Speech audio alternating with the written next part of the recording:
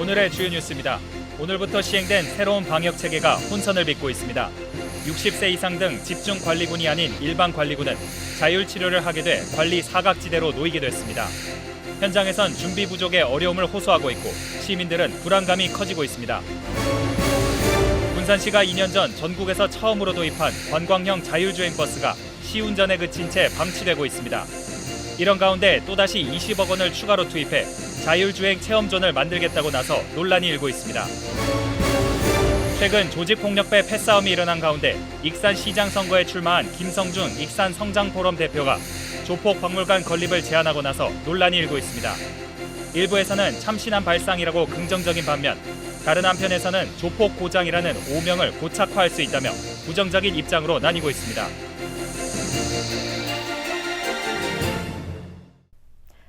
여러분 안녕하십니까? 2월 10일 목요일 KCN 종합뉴스입니다. 오미크론 유행 확산에 새로운 방역 체계가 적용됐습니다. 60세 이상 등 집중관리군은 보건소에서 직접 관리하고 일반 환자는 스스로 건강 상태를 확인하며 필요시에만 비대면 진료나 상담을 받게 되는데요. 현장에선 준비 부족에 어려움을 호소하고 있고 새로운 방역 체계에 대한 불안감은 커지고 있습니다. 최정호 기자가 현장을 취재했습니다. 선별진료소에 몰려든 인파. 오미크론이 확산되면서 너도 나도 검사를 받고 있습니다. 10일 기준 도내 재택치료자는 8,789명. 이 가운데 익산이 1,543명, 군산은 924명까지 늘었습니다. 현재 재택치료자에 대한 모니터링은 새로운 방역체계가 적용되면서 집중관리군과 일반 환자로 나눠 진행되고 있습니다. 집중관리군은 하루 2번, 일반 환자는 하루 1번, 재택관리지원 콜센터를 통해 전화 모니터링이 실시됩니다. 하지만 익산시 등 지자체마다 급증하는 환자의 관리 인력이 부족한 상황. 나홀로 가구 등은 보건소에 의지할 수밖에 없는데 신속한 대처가 가능할지 의문입니다.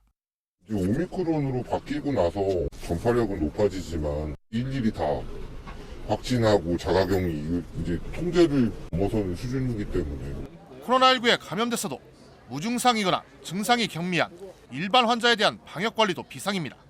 이제 일반 환자들은 스스로 알아서 몸 상태를 챙기고 동네 의료 시스템에 의존해야 합니다. 익산과 군산에 지정된 전담 병의원은 15곳. 일반 환자가 이상 증세를 느끼면 야간에라도 전화 상담이나 비대면 진료를 요청할 수 있습니다. 실제 A병원의 경우 하루 평균 50명 이상이 찾는 등 계속 늘고 있지만 더 이상 받아들이기 어렵습니다. 현실적으로 병원 인력 등 여건이 어렵다고 하소연합니다. 저희가 일단은 또 의료 인력은 누가 대체를 할 수 있는 상황이 아니라서 진료를 축소를 할 수밖에 없는 상황이 되겠죠. 더 가면. 특히 일반 관리군은 자신의 동선 등을 스스로 기입하는 자기 기입식 조사서가 도입됐습니다. 자가격리 앱은 폐지되면서 사실상 추적 관리는 어렵게 됐습니다. 스스로 격리를 제대로 한다면 다행이지만 그렇지 못하면 코로나19 확산세는 걷잡을 수 없이 커질 수밖에 없어 시민들의 불안감은 커지고 있습니다. 자유롭게 풀어주면 국민들 입장에선 그게 좋겠지만 아무래도 방역 관리를 철저하게 해야 되는 건 맞으니까 원래 게 좋지 않나 저렇게 생각하고 있습니다. 위드 코로나를 내세우며 새롭게 적용된 방역체계. 오미크론 특성을 고려한 조치라고 하지만 방역 현장의 혼란과 불안감 확산은 불가피할 것으로 보입니다. KCN 최정호입니다. 국내 코로나19 신규 확진자 수가 처음으로 5만 명을 넘어섰습니다. 중앙방역대책본부에 따르면 오늘 오전 0시 기준 국내 코로나19 신규 확진자 수는 5만 4,112명으로 집계됐습니다. 감염 경로는 국내 발생이 5만 4,034명, 해외 유입 88명입니다. 위중증 환자 수는 282명을 기록했고 사망자는 20명이 늘어 누적 사망자 수는 6,963명입니다. 도내 코로나19 신규 확진자가 이틀 연속 최다치를 기록했습니다. 전라북도에 따르면 어제부터 오늘 오전 7시까지 도내 코로나19 신규 확진자는 1,771명이 추가로 발생했습니다. 지역별로는 전주가 961명, 익산 259명, 군산 157명, 완주 66명 등입니다. 전라북도는 역학조사 결과 오미크론 변이 확산으로 인한 감염이 줄을 이뤘다고 밝혔습니다. 도내 누적 확진자는 26,316명으로 늘었고 감염 재생산 지수는 8일 기준 1.32를 기록했습니다. 익산시의회 임시회를 통해 익산시 추경 예산이 통과되면서 재난지원금이 지급됩니다. 익산시의회는 오늘 제241회 임시회 2차 본회의를 열어 익산시가 상정한 추경 예산을 의결했습니다. 이에 따라 익산시는 279억 원 규모의 재난지원금을 지급하게 됩니다. 한편 5분 발언을 통해 김태열 의원은 예술의 전당과 보석박물관 등에 개방형 수장고를 설치해 줄 것을 요청했고 조남석 의원은 함열 도시재생 뉴딜 사업의 적극적인 추진을 당부했습니다. 2년 전 군산시가 전국에서 처음으로 관광형 자율주행 버스 운행을 시작했습니다.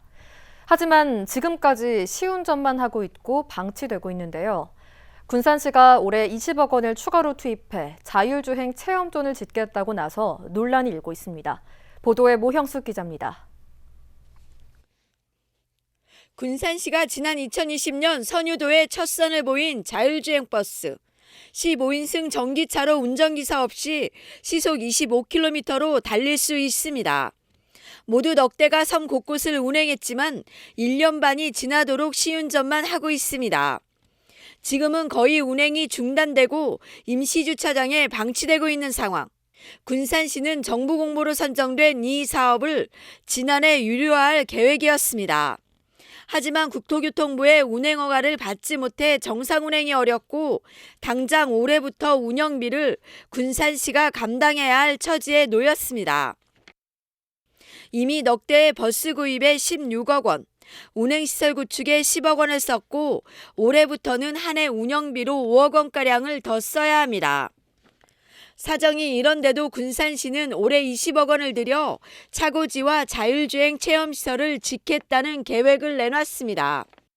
지난해 말 국토부에 신청한 자율주행 시험 운행지구 공모사업에 선정되면 정상 운행하고 AR과 VR을 갖춘 체험시설과 연계해 관광 상품화하겠다는 겁니다. 장자도와 선유도를 연결하는 거점이 생길 뿐더러 관광객들이 왔을 때 어쨌든 차에서 저희 차를 타고 이 선유도 내부를 돌아다닐 수 있는 하나의 승강장부터 해서 그런 시설들이 다 들어가는 거죠. 저희 이제 군산이 자율주행 메카라는 홍보도 하고 저희 이것도 유료화를 하려고 하는 거잖아요. 유지비도 마련하는 그 목적도 있잖아요. 하지만 실효성이 없는데도 무리한 사업 추진에 예산 낭비로 이어지는 게 아니냐는 우려가 나옵니다. 지금 현재 20억 정도 투입이 돼 있는데 계속해서 예산을 투입한다면은 밑빠진 독에 물 붓기 형식의 예산 투입이 되지 않을까 우려가 됩니다. 그리고 향후에 유지 보수 운영 관리비로 해서 약 5억 원가량이 투입되는데 이것 또한 문제가 될 것이라고 생각이 듭니다. 시운전만 하다 1년 넘게 방치되고 있는 자율주행 버스. 또다시 20억 원을 들여 체험시설을 짓겠다고 나서면서 논란이 커지고 있습니다. KCN 모형숙입니다. 5년째 가동이 멈춘 군산조선소 재가동을 위한 협약이 조만간 이뤄질 것으로 전망됩니다. 전라북도에 따르면 이르면 이달 안에 전라북도와 군산시, 현대중공업 측이 군산조선소에서 선박블록을 생산하기 위한 재가동 협약을 체결할 예정입니다. 군산시와 현대중공업 측은 기술인력 양성 방안과 생산된 선박블록을 울산 등으로 운송하기 위한 물류비 지원 등에 대한 막바지 협의를 진행 중인 것으로 전해졌습니다. 협약서가 체결되면 현대중공업 측은 군산조선소를 블록 공장으로 활용하기 위한 시설 개선과 점검 등에 착수할 계획입니다. 새만금 수상태양광 34만 5천 볼트 송변전 설비 건설공사 입찰 공고 적격 심사에 대한 재심사 결과 부적격 결론이 내려져 법정 공방이 불가피해졌습니다. 새만금 솔라파워는 어제 입찰 1순위 업체인 대우건설 컨소시엄이 낸 재심사 청구에 대해 부적격 판정을 내렸습니다. 새만금 솔라파워는 1순위에 대한 적격 심사에서 지역 업체 하도급 참여 비율 가운데 사급자재 적용 기준에 문제가 있다며 부적격 결론을 내렸습니다. 이에 따라 대우건설 컨소시엄은 새만금 솔라파워를 상대로 적격심사 대상자 지위 확인, 가처분 신청 등 법적 대응에 나설 예정입니다. 지난해 병해충 피해가 컸던 신동진벼의 재배 면적 축소가 추진됩니다. 전라북도는 신동진벼 재배 면적을 64%에서 2024년까지 45%로 줄이기로 했습니다. 대신 참동진과 미호 같은 품종의 재배를 늘리기로 했습니다. 지난해 도내에서 발생한 벼 병해충 피해는 전체 면적의 84%가 신동진벼였습니다. 익산시가 정부의 생활 SOC 복합화 사업 공모에 선정됐습니다.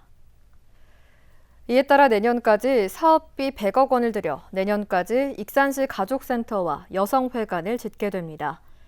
지금의 가족센터와 여성회관은 지어진 지 40년이 되면서 수요자를 충족시킬 수 있는 행정 서비스 제공에 제약이 있는 상황입니다. 익산시는 새로운 건물이 들어서면 가족 돌봄 기능을 보완하고 부모의 육아 부담을 경감하는 데 집중할 계획입니다. 익산시가 20분 이내에 접근이 가능한 생활권 공원을 조성하는 등 공원 녹지 기본 계획을 수립할 계획입니다. 익산시에 따르면 전체 도시계획 면적 가운데 506.54제곱킬로미터에 대해 녹지의 종합적 배치와 공원 녹지 조성 등을 수립할 방침입니다. 이를 통해 여의도 면적의 55%에 달하는 1.6제곱킬로미터에 도심권 공원을 조성하고 그 주변에는 도서관과 문화센터 등 시민 편의시설을 구축할 계획입니다. 얼마 전 익산에서 조직폭력단끼리 집단 패싸움을 벌여 시민들이 불안에 떠는 일이 발생했습니다. 이런 가운데 익산시장 선거에 출마한 김성중 익산성장포럼 대표가 조폭박물관 건립을 제안하면서 시민들의 의견이 엇갈리고 있습니다. 윤현석 기자의 보도입니다. 지난 6일 새벽 익산의 한 장례식장. 이곳에서 조직폭력단 사이 집단 패싸움이 일어났습니다. 영화에서 나올 법한 일이 현실에서 일어나자 시민들은 불안에 떨었습니다. 이런 가운데 익산시장 선거에 출마한 김성중 익산성장포럼 대표가 조폭박물관 건립을 제안했습니다. 김 대표는 9일 자신의 페이스북에 익산 교도소 세트장 인근에 조폭박물관을 건립하자는 글을 올렸습니다. 지난 2005년 문을 연 교도소 세트장이 전국적으로 익산을 알리고 있는 만큼 조폭박물관이 건립된다면 익산의 새로운 관광명소가 될 수 있다고 말했습니다. 또 조폭박물관에 조폭에 대한 연구자료와 조폭으로 인한 피해 기록을 전시해 일부 청소년들이 갖고 있는 조폭 문화에 대한 환상을 깨뜨려야 한다고 밝혔습니다. 관광과 교육 효과가 실제로 있을 것이냐는 의문엔 미국 네바다주에 위치한 국립조폭박물관의 예를 들었습니다. 네바다주의 라스베가스에 그 더 먼 뮤지엄이라 해가지고 저기 국립박물관이 하나 있어요. 우리가 만약에 짓게 되면 세계에서 두 번째로 저는 생각하는데요. 충분히 그 교육적인 효과도 누릴 수 있을 뿐만 아니라 그리고 상당한 많은 콘텐츠를 개발할 수 있어서 많은 분들한테 각광, 호응을 받을 수 있을 것이라고 생각합니다. 조폭박물관 건립 제안에 시민들은 찬성과 반대로 나뉘었습니다. 기발한 아이디어다. 익산만의 색이 드러나는 박물관이라며 지지를 보내는 시민이 있는가 하면 익산시의 이미지를 더 나쁘게 만들 뿐이라는 의견을 낸 시민도 있었습니다. 이치적으로 생각해 보면은 아니 박물관 세울 때부터 조폭박물관을 세웁니까? 좀 아닌 것 같은데. 좋은 사람들도 아니고 그런 사람을 박물관을 만들어서 김 대표는 조폭박물관 제안은 익산만의 특색을 만들기 위한 하나의 아이디어였다고 밝혔습니다. 이어 익산에 오래전부터 삼양식품 공장이 있었던 만큼 전국 최초 라면박물관 건립이 필요하다는 목소리도 냈습니다. 익산만의 특색을 만들기 위해 제시된 조폭박물관 건립. 시민들의 의견이 엇갈리고 있습니다. KCN 윤현석입니다. 올 들어 고병원성 조류 인플루엔자 발생이 1년 전보다 절반 이하로 줄어든 걸로 나타났습니다.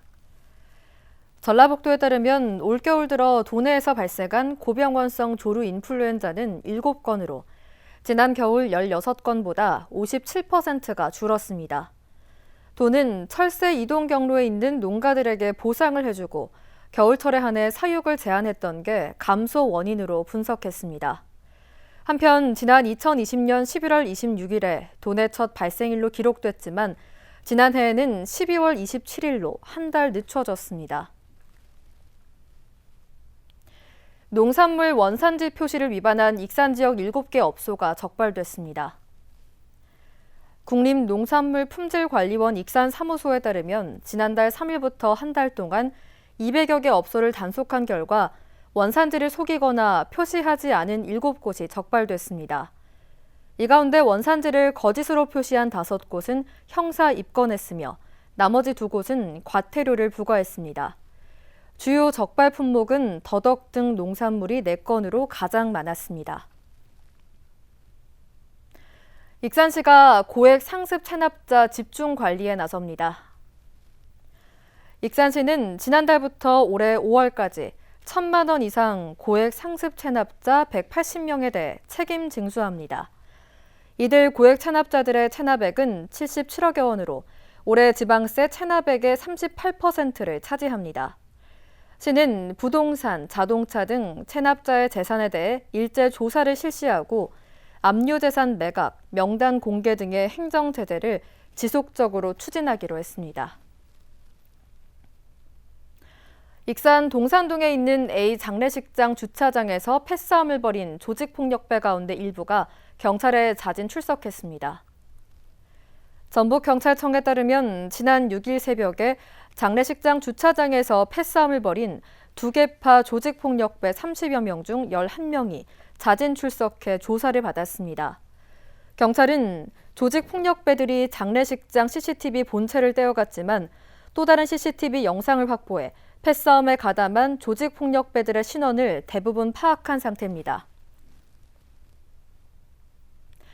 자신을 교도소로 보내달라며 익산 지역 편의점에서 일부러 강도 행각을 벌인 20대가 현행범으로 체포됐습니다. 익산경찰서에 따르면 최근 남중동에 있는 편의점에서 종업원을 위협한 혐의로 20대 A씨를 현행범으로 붙잡았습니다. 당시 A씨는 편의점에 들어가 냉장고에서 꺼낸 술병을 휘두르며 종업원을 위협했습니다. 조사 결과 A씨는 정신병력이 있었고 경찰은 강도 혐의를 적용하지 않고 병원에 입원 조치했습니다.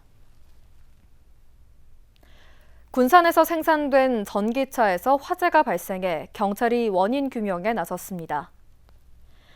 부산 동래경찰서에 따르면 지난 8일 오후 4시 55분쯤 부산 안락동의 한 아파트 전기차 충전 장소에서 충전을 마치고 주차돼 있던 소형 벤 전기차에서 폭발과 함께 화재가 발생했습니다. 신고를 받고 출동한 소방당국은 약 50분 만에 진화했습니다. 인명피해는 확인되지 않았고 폭발을 일으킨 대창모터스의 다니고벤과 주변에 있던 차량 4대가 불에 타 5천만 원 상당의 재산 피해가 발생했습니다.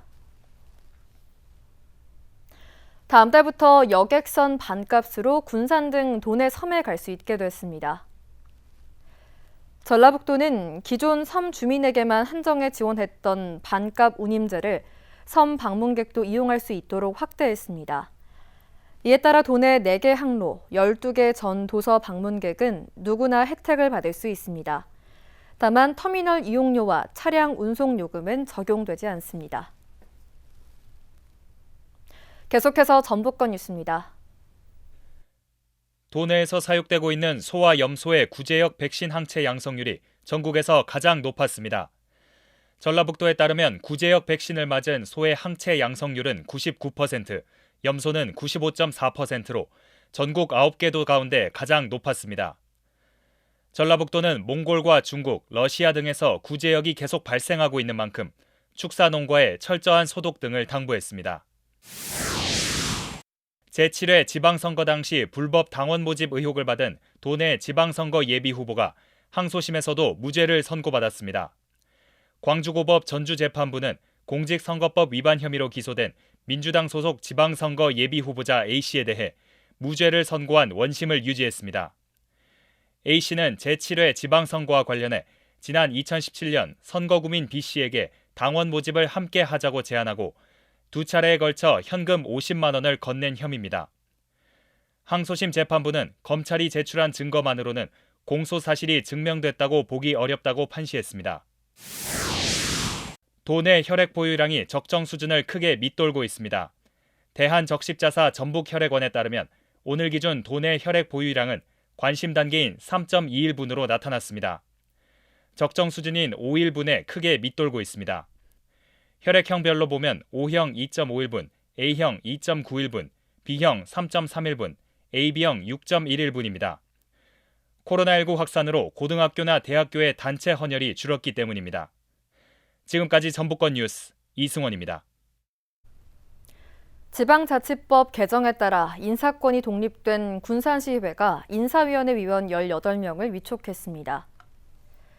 시의회에 따르면 오늘 시의회 소회의실에서 내부 공무원과 변호사, 교수, 퇴직 공무원, 교원 등 인사행정에 관한 학식과 경험이 풍부한 외부 전문가로 인사위원회를 구성했습니다.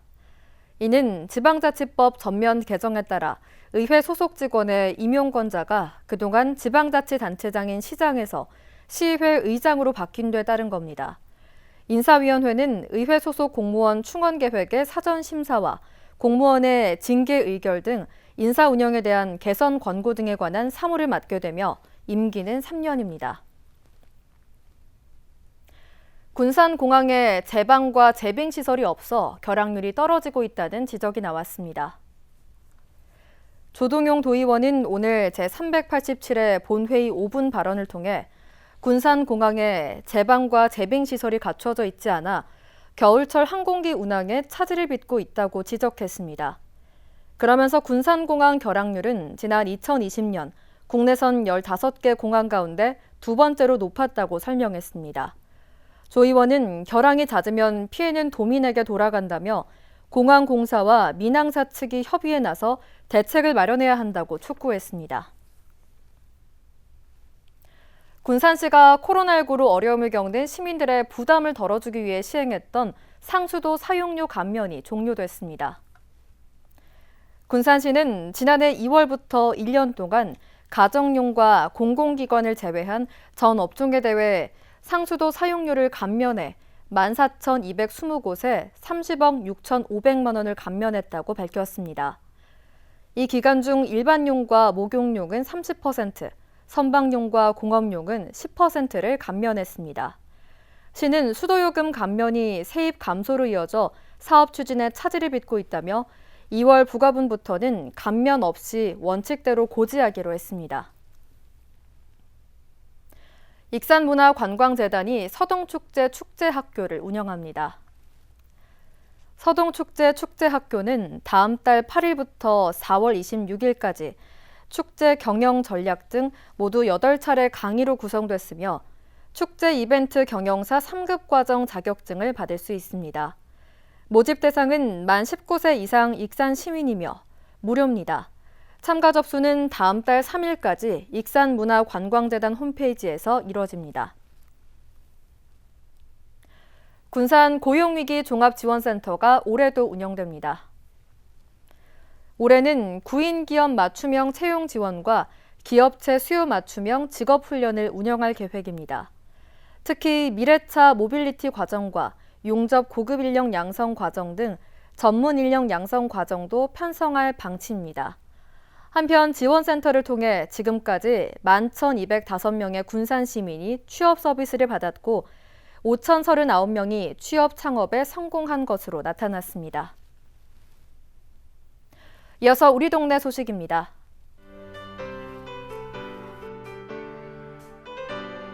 익산 용안면 지역협의체가 관내 저소득 홀몸 어르신 가구에 밑반찬을 배달하고 안부를 확인하는 특화 사업 식사하셨어요를 진행합니다.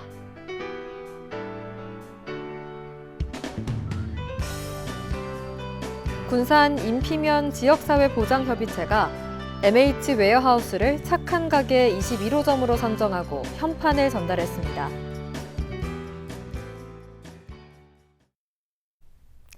다음은 내일의 날씨입니다.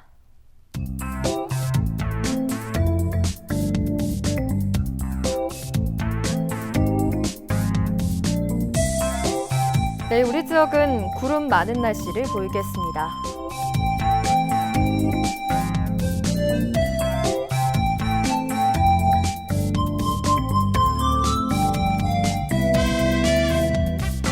내일 도내 최저 기온은 영하 6도, 최고 기온은 11도로 예상됩니다.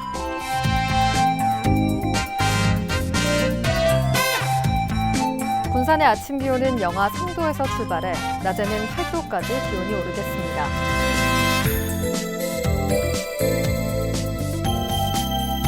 익산은 영하 4도에서 10도의 기온 분포를 보이겠습니다.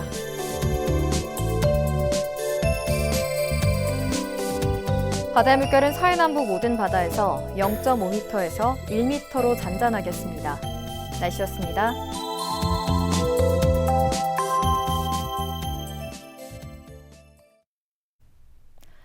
이상으로 KCN 종합뉴스를 마칩니다. 정확한 보도로 늘 함께하겠습니다. 시청해주신 여러분 고맙습니다.